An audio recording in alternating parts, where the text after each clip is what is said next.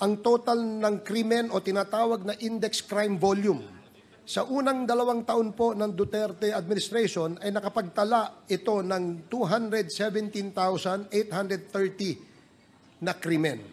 Samantalang sa parehong panahon naman sa BBM administration, ang krimen ay bumaba ng napakalaki. 83,059 o nangangalugan na pagbawas ng 61.87% sa index crimes. Any claim to the contrary is but a figment of the imagination and if not, a propaganda. Pangalawa, tingnan po natin mula July 2016 to December 2017 ay may mga namatay o pinatay na 4,354 sa mga police anti-illegal drug operations, habang 16,000 naman at 355 naman ang pinatay na mga riding in tandem at mga di pa nakikilalang mga salarin.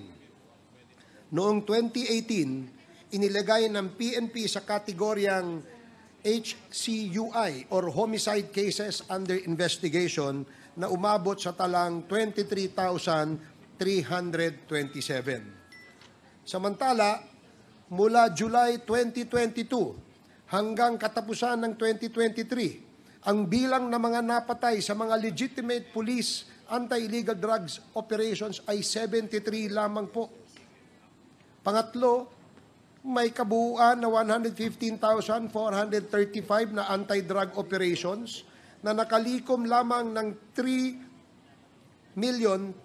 3,294,44 kilos ng shabu na nagkakahalaga ng 18.43 billion pesos sa unang 2 taon ng dating Pangulong Rodrigo Roa Duterte, habang sa mas kakaunting anti-illegal drug operations lamang sa parehong panahon sa BBM administration ay 84,676, subalit nakalikom na mas maraming shabu na umaabot sa 6,481.16 kilos.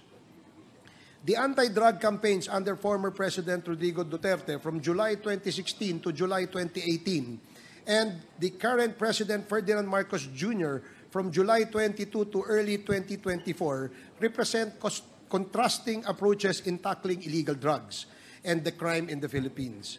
While both administrations aim to reduce drug-related crimes, their methods and resulting outcomes reflect significant strategic and operational differences. Here is